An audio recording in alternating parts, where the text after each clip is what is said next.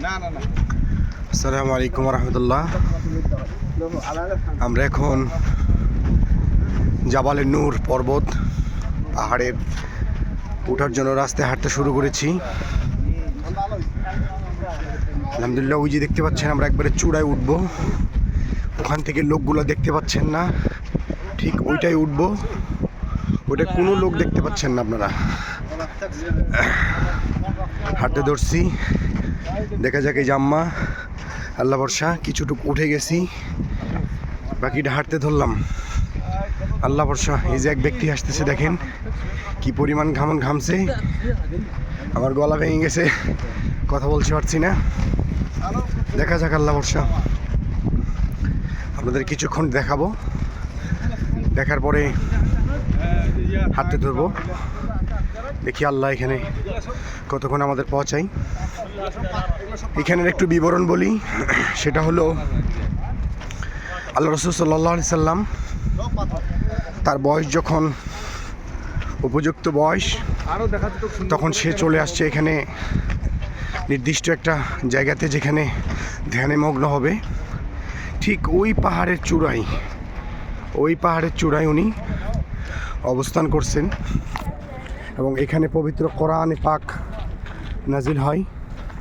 আল্লাহ তাআলা এখানে বলে, ইকরা, তুমি পড়ো। ঠিক ওই পাহাড়ের চূড়ায় যখন উনি মগ্ন ছিলেন, আমরা ওটা পরে হাঁটতে ধরেছি। দেখি কতক্ষণ লাগে। আর এখানে হারাম শরীফ থেকে এখানে যতটুকু আসলাম, আমার কাছে মনে হলো, আমরা ঘুরে ঘুরে আসছি তো, তারপরে মনে হলো 6 থেকে 7 কিলোমিটার দূরত্ব হবে পবিত্র কাবা থেকে। এবং একটা সময় এখানকার অনেক মুআল্লিমরা বলে, একটা সময় এই উঁচু পাহাড় থেকেই দেখা যেত, হারাম শরীফ দেখা যেত, কাবা শরীফ। তো এখন আর দেখা যাচ্ছে না, কারণ অনেক উঁচু উঁচু বিল্ডিং হয়ে গেছে। তো যাই হোক, আমরা সে পথে হাঁটতেছি। এখানে 7 কিলোমিটার পথ বেয়ে হযরত খাদিজাতুল কুবরা রাদিয়াল্লাহু তাআলা আনহা এখানে খাবার নিয়ে আসতেন আল্লাহ রসুলের জন্য। আল্লাহ রসুল এখানে ধ্যানে মগ্ন থাকতেন, আল্লাহর কাছে প্রার্থনা করতেন, সেজদায় লুটে থাকতেন। তখন খাদিজা 7 কিলোমিটার পথ হেঁটে ঠিক এই পাহাড়ের, এত উঁচু পাহাড়ের মধ্যে উঠতেন।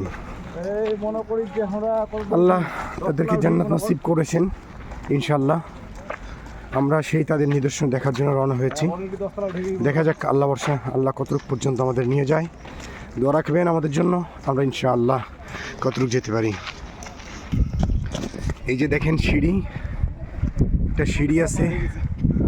ক্যামেরাতে অতটুকু ধরতেছে না, প্র্যাকটিক্যালে যতটা আপনাদের কি দিয়ে বুঝাই। হ্যাঁ, এই যে দেখেন আমার এক বাংলাদেশি ভাই, শরীর চলতেছে না, কেবল কয় কিলোমিটার উঠছি, কতটুকু উঠছি, এই দেখেন সামান্য একটু উঠছি, তাতে এই অবস্থা। এই দেখেন আমার মা উঠতেছে, হ্যাঁ, শরীর চলতেছে না। দেখা যাক আল্লাহ ভরসা। এই যে দেখেন লম্বা সিঁড়ি, আল্লাহু আকবার। হাঁটতে শুরু করলাম, দেখা যাক আল্লাহ ভরসা, আল্লাহ কতটুকু কবুল করে।